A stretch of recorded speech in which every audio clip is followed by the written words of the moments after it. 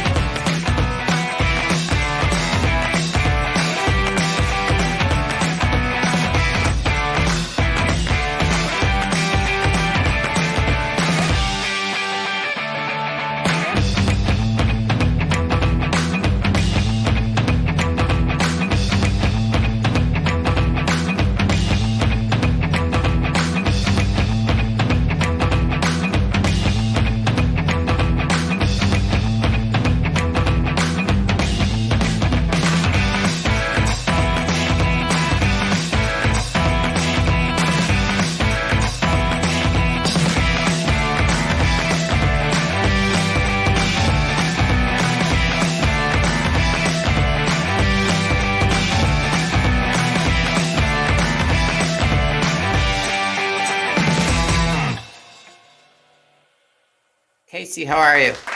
Wow, I'm great. How are you? That was pretty cool. Oh, nice. Do you remember those matches?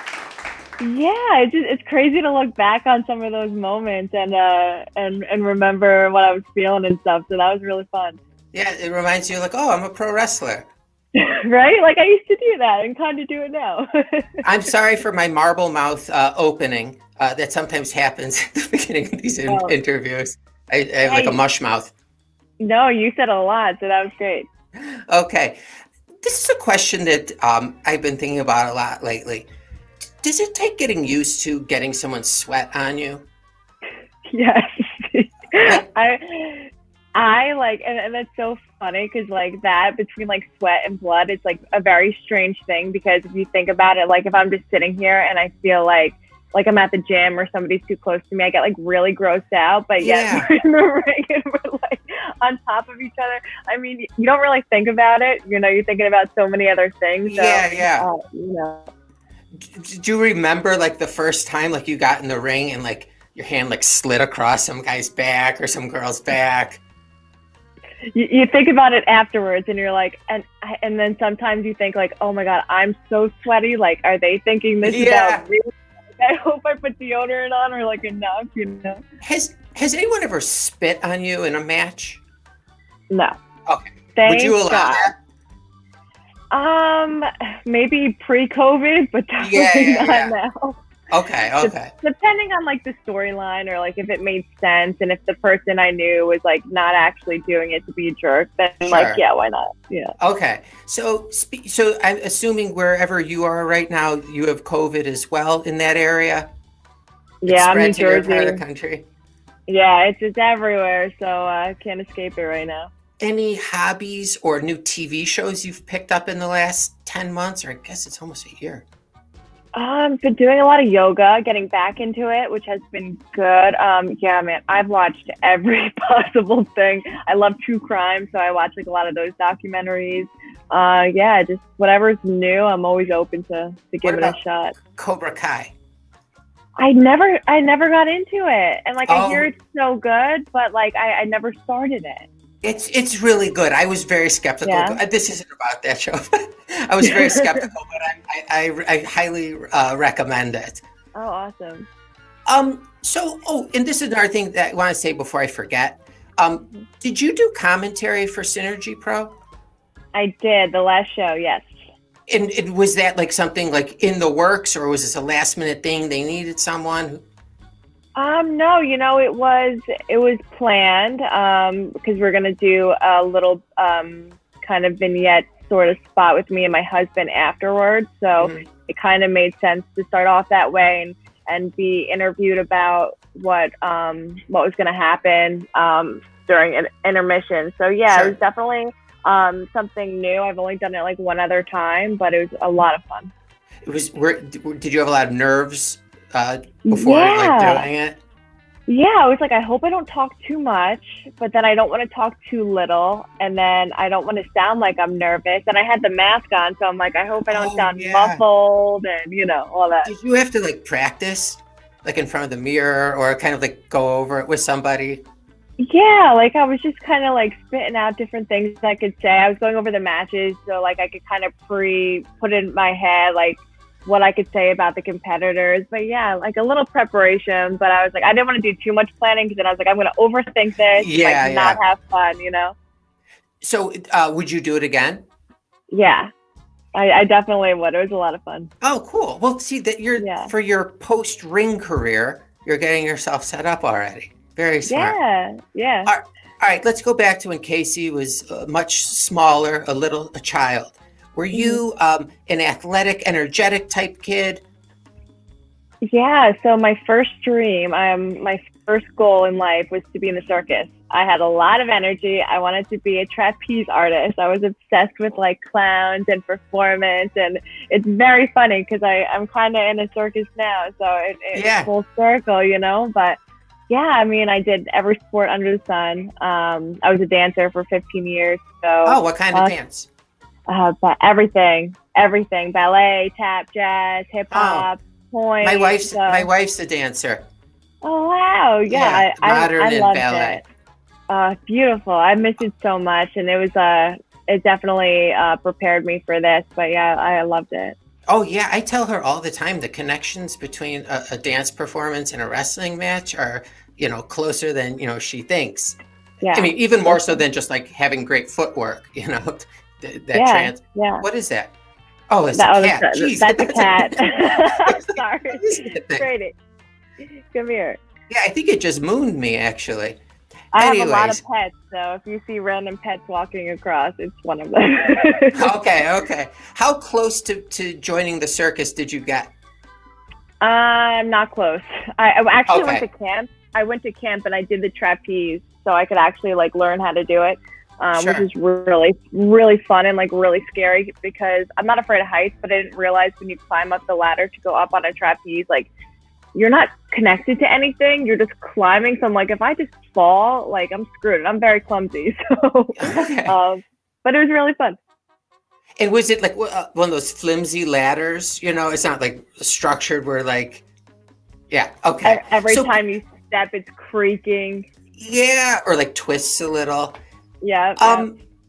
So I'm guessing then people who knew you back in like high school wouldn't be surprised you turned out to be a pro wrestler, or would they? Yeah, 100%. In high school, I never watched wrestling. Like I wasn't into it until way after. Okay. Like almost, I think 8 years ago or so, I got into it. So yeah, I was a field hockey player, basketball player. I don't think anyone really would be like, she's a wrestler. Like I was a theater geek. Like okay. I don't really think anyone had any idea I would end up in this sort of world. Well, whatever. So like the theater stuff probably helps you a ton as well, right? Yeah, being comfortable in front of a crowd and taking on different characters and things like that. I actually lived in LA for a little while and tried the acting thing. So yeah, I was comfortable being in front of people and performing for sure. Okay. So there was a period from like when you graduated high school till you said like 8 years later is when you started watching wrestling? Yeah, so when I was around, I want to say 22, I'm 29 now. Yeah, so probably around, a little bit afterwards in college. And my friends wanted to go to a wrestling show on the weekend. And I was like, okay, well, I've never done anything like that. And it's more fun than like going out to a bar. So let's try it. Yeah. And immediately fell in love with it. Had you seen it on television before? Barely, in passing, who like John Cena is and Hulk Yeah. Hogan and The Rock. So like I knew of that, but I had no idea. I had never ever watched a match in my life before that. Was there a particular thing that time that hooked you? It was Cycle Circus at NYWC. So in Deer Okay. Park, it was the biggest show of the year that they put on. It's like more of a hardcore like deathmatch show. Okay. And I just was like, this is wrestling? Like, this is what people can get away with? Like, I was like, this is not what I've like heard like about spandex and like, this is a new world. And I was just so intrigued by it, and the storytelling and the hardcore aspect like really drew me in. Okay. And what about, was there blood that evening? Lots of blood. And that, Barbed wire, yeah. and that appealed to you. I'm not saying that that's weird or anything, but Yeah. like that like intrigued you to take a look. So you go to the show the next morning. From the next morning on, when did you say, I'm going to pick up the phone or I'm going to send an email to look into this training to become a pro wrestler? Yeah, so after that, believe it or not, I started watching that Monday afterwards. I started watching Raw on television. I was like, okay, I'm going to check this out, like, commercial now and, like, see what's going on. And I just started watching more and more and more. And then I ended up dating one of the wrestlers on the show. And the guy who actually invited us to go to the show prior to that was one of my mutual friends. Okay. And he was like, I don't really think like, it's really hard for women in wrestling, and I don't want you to get sucked into this like crazy world. And I was like, okay. And he was obsessed with wrestling, obsessed with it. Like they would never miss a Monday Night Raw. They would never miss a pay-per-view. It was an obsession in the house. So I was just falling more and more in love with it. And then we broke up 3 years later, and the day after I was like, you know what, I'm going to try it now. And I signed up for wrestling school. Mm-hmm. So did you know of a wrestling school, or did you have to research? Yeah, I researched, and I was like, okay, well, he goes to the other one in Long Island, so I'm going to choose the other one that's closest to me. Yeah, and it happened to be Creative Pro, which I really lucked out on that one. Yeah, seriously. So so you called them or emailed them, and they say, come on down for a tryout or for a training? Yeah, so I actually went to a show first. Okay. And because I had been around wrestlers, I knew some people in passing. They were acquaintances. So I actually messaged Johnny Silver on Instagram, and I was like, hey, like, when's your next show? I'm like thinking about doing this.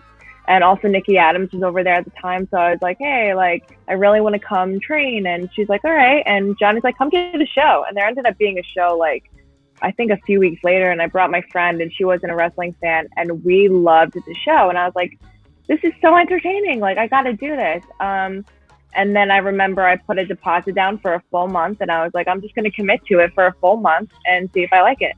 And I remember showing up, and the first day I just kind of watched and like saw what was going on. I was like, this is really cool, but very intimidating. Then the next time I went and I took my first bump, and I almost cried in the ring, and I was like, don't cry because they're going to kick you out. And I was like, I want to do this. That's it. Wow.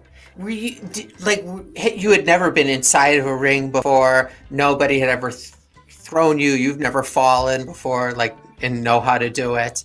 Nope. Were you nervous when you were on your way to the training for the first? Did you sleep the night before?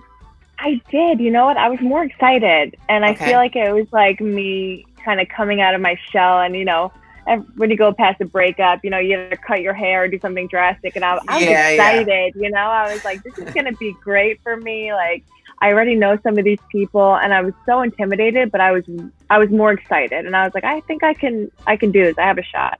And how were you physically in shape at that time? Did you think you were in shape and you weren't, or the opposite? I was in the best shape of my life that summer. Again, breakups, I was like, new me. I was super into CrossFit. I was really into lifting. I mean, I was working out like 2-3 times a day, just because it was just the summer, and I had nothing really going on. After work I'd go to the beach. I was super tan. I was like, I really feel confident I'm going to do this. But ring shape is totally different than being in shape. But my cardio was pretty good and my endurance was pretty good. But those first bumps, man, they were rough. Like, did your eyes tear up? Yeah, they were just, I was like, ooh, this is what it feels like. And I think I got suplexed 3 times on like my first or second day. and being like, oh my God, and then just being like, tuck your chin. Like, okay, great. Oh my God. But I remember the worst part, which is so funny to think back on, but the worst part for me and the most painful thing was running the ropes. And you know, before your body actually like builds that callus and that, you know, restraint towards it, I was like, this is so painful, and I just didn't want to run the ropes. I was like dreading it. Okay. And did the trainers, like, they had to stay on top of you to do it? No, I would still do it. I was like, but internally I was like, oh, this sucks, you know. And I'm always one of those people, I never show, you know, I'll never show I'm struggling. I'll always be the hardest worker no matter where I go, what I do. So yeah, like I was internalizing it. And I actually had pictures from like my first week of wrestling training. I was like, look, I have bruises and scars already. Like, this is awesome, you know. Do your parents, were your parents like supportive of this when you decided? I think so. When I first told my mom, I think she thought it was a joke. And then when I actually did it, she was supportive. And my first match, she actually came, and my whole family was in town for some reason. Oh, it was my mom's birthday. My mom's birthday, so everyone was in town. So they made these giant signs for me, and it was like really special. And then I ended up getting hurt. And after that, my mom was like, nope, I don't ever want you to do this again. So she wanted you to quit completely. Yeah, what was the I ended injury? up I shattered my nose. Like every piece and cartilage and bone in my nose was just completely shattered. So it was really, really, really bad. I got 16 stitches in the front of my nose, and then I had to get surgery a week later. I still need another surgery. It's been a really big process, but yeah, it was rough. And I remember I was in New Jersey. I was living in New York at the time, and the match was in New Jersey. I wasn't even wrestling. I was managing. And I took a spot. Oh, God. Yeah, I took a spot. And just, you know, accidental, landed on my face with both knees from the top rope. Oh, and that was it. So was that at the end of the match? Yep. It was right at the end of the match. And the team I was valeting for was winning the tag championship. And I was at WrestlePro, and I remember just being in the back and not remembering getting to the back and just pouring, gushing blood. Oh my God. And I remember Tommy Dreamer was there. He came to the back and he looked at me and he said, you need to go to the hospital. And I was like, if Tommy Dreamer's telling me to go to the hospital, yeah. Seriously. Well, don't let the doctors do this to your nose. Okay? Like the eagle beak. I'm just throwing it out there. I had a great doctor. I was so lucky. Oh, okay. Good. So when you had your first match, did you think that you were ready for your first match, or did somebody tell you you were ready? I was told, I felt confident in it. Like I felt like, it was a tag match. It was like, you know, I wouldn't be in there the whole time. It was a simple, basic match. I was in there with great people and people I trusted. And yeah, they told me I was ready. And I was, you know, when you're that early on, listening to your trainers, I was like, all right, well, I know you guys know what you're doing. So, you know, you're the professionals and I have no idea what I'm doing. So, so it ended up being my first match. And it was actually a pretty decent match for a first match. And I'm sure if I watched it back now, I'd be like, oh my God. But it was actually pretty solid. Everyone was safe. Everyone remembered what they were supposed to do. So it was fun. And did you get like feedback when you know, in the back after your match? Yeah, and then we also did a thing at Creative Pro, tape study. So after every show we had, we'd all watch the show back and, you know, give each other feedback and like learn what we could do better and things we needed to work on. So that was really helpful. Did any of those sessions ever get heated? Surprisingly, no. Oh, no. Okay. Everyone could take the criticism? Yeah, take the criticism and move on. You know, we're all trying to learn. We're all trying to better ourselves. So it's always, you know, it's really cringeworthy watching yourself back. Like, I don't, you know, every time you watch it, I'm like, oh man, but it was helpful. It's how you learn, you know. Yeah. Do your friends come out and see you wrestle? When there's not a pandemic? Yeah. When there's not a pandemic, I have some friends and family. Now that I live in Jersey, it's a little bit more difficult because I have a lot of my friends and family in New York. But the people who are local, yeah, they come and see and they're like, you're crazy. They come to like more of my like crazy stuff or my deathmatch stuff, which is funny. Okay, so when did you make the decision that you do deathmatch? stuff? You know, it wasn't really like a black and white decision, which is funny.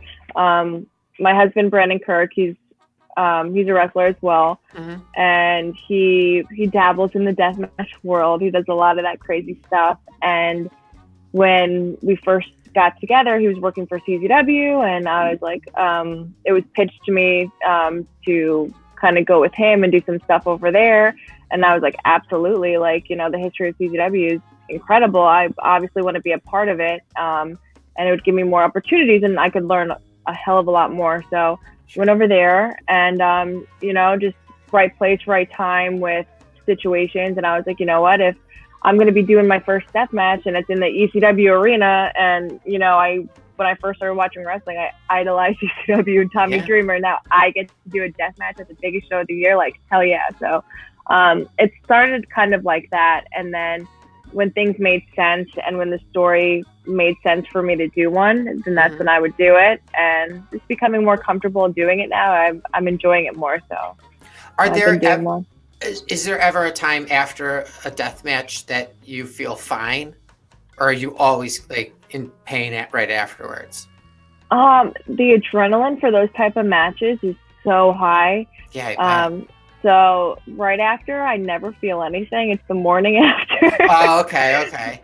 Which is like, because it takes a while for all that adrenaline and excitement to wear down. And the first shower is pretty rough, especially if you're, you know, cut up or you use any sort of glass or anything. It's, you know, that's painful. But yeah, definitely not feeling fine after. But it's crazy because it's different types of pain, you know, different types of bumps. And sometimes it's not easier, but sometimes it's less painful physically on the muscles to be doing those things because you're bumping less, but you're still, you know, cutting yourself up and doing other stuff, you know. It's still sucks. Do people typically get stitches afterwards? Glue. I've seen a lot of glue with my husband. For me, like, I've never gotten cut bad. I have one scar.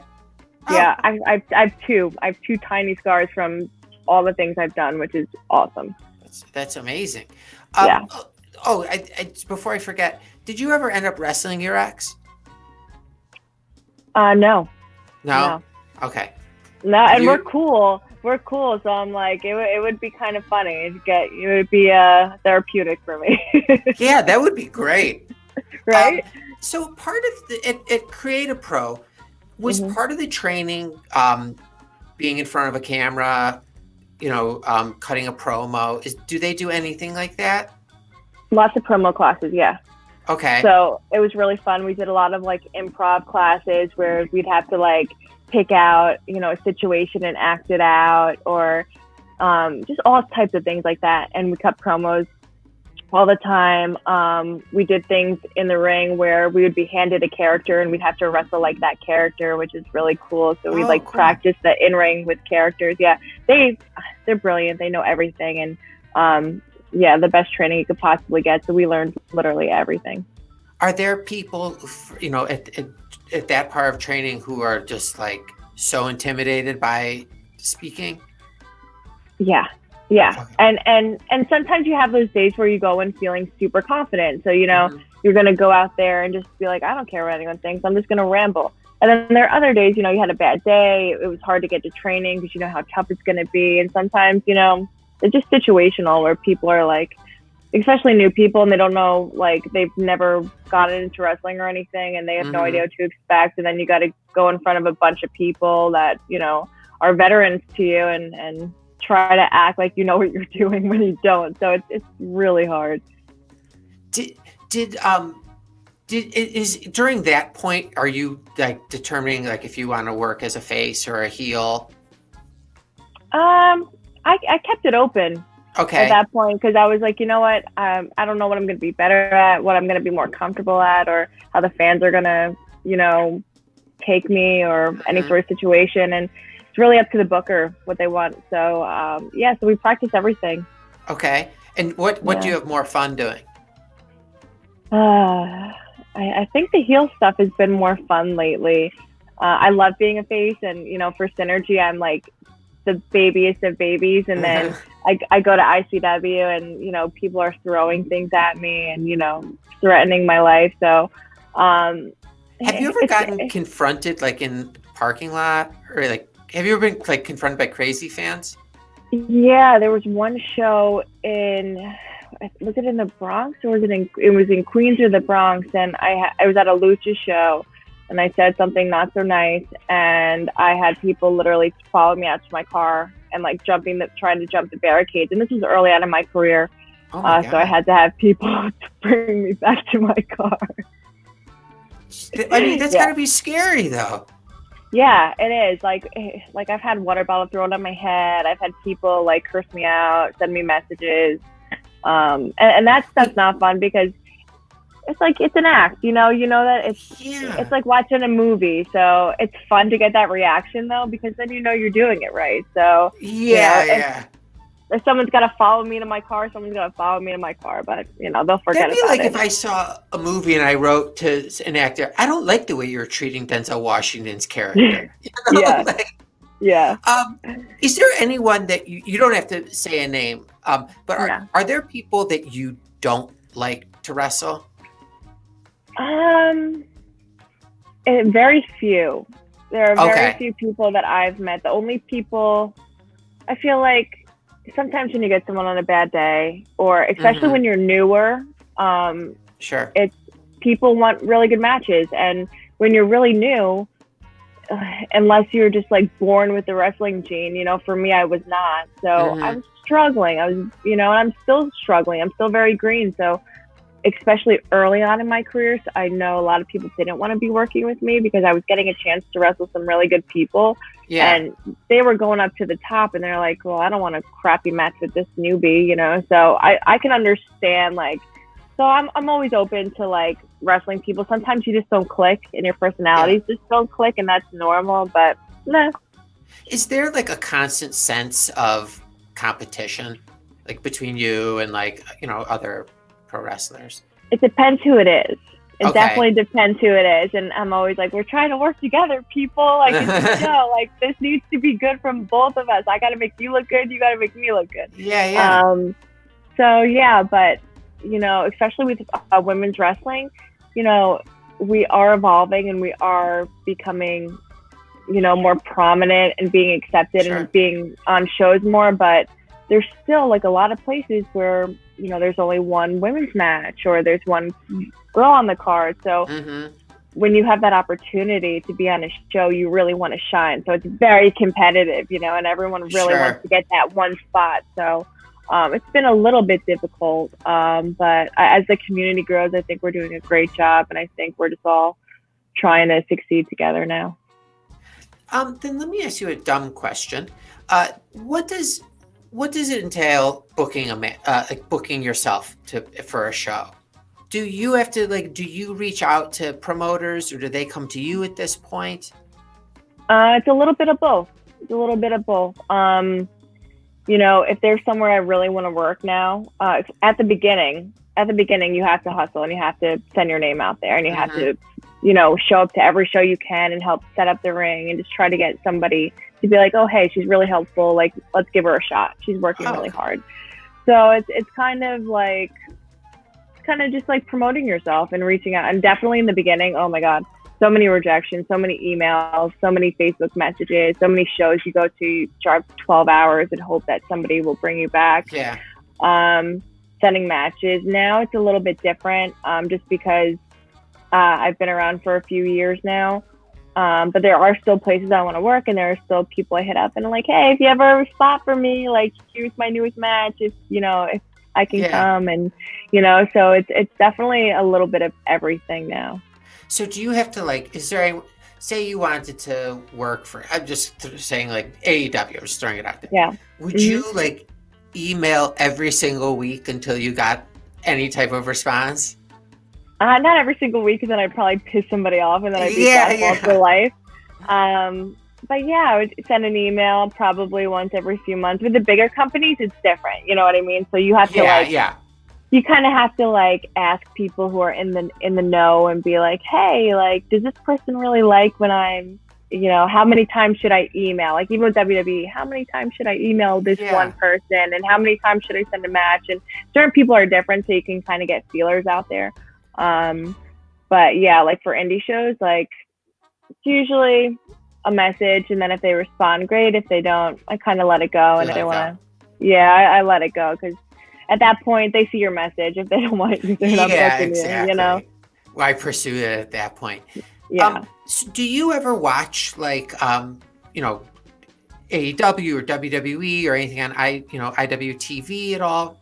Still, yeah, a lot of IWTV. It's amazing, and I love indie wrestling. That's like some of the only stuff I watch now.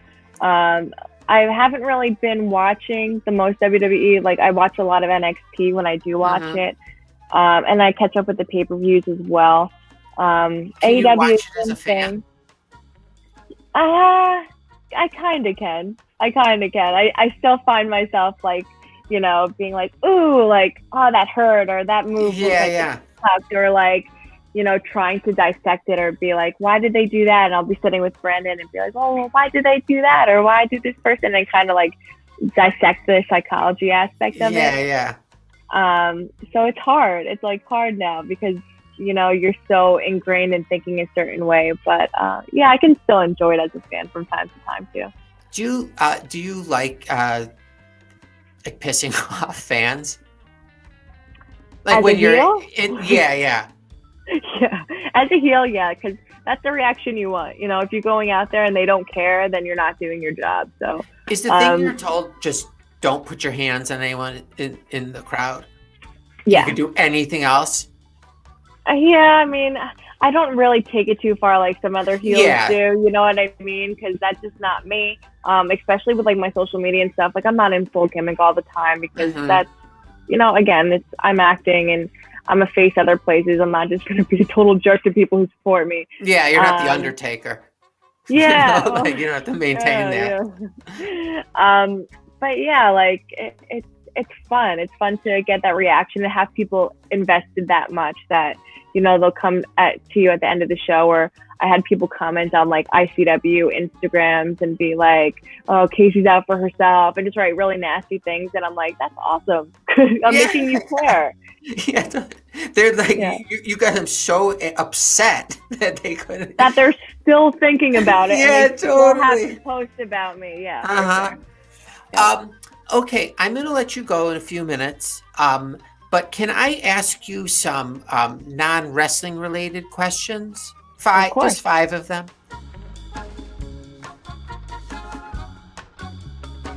Yeah, of course. Okay. Have you ever been held on bail? No. Okay. Not even in the United States, any other country? No. Okay, so the world you're talking about. Yeah. Got it. Can you recite any lyrics to any NWA song?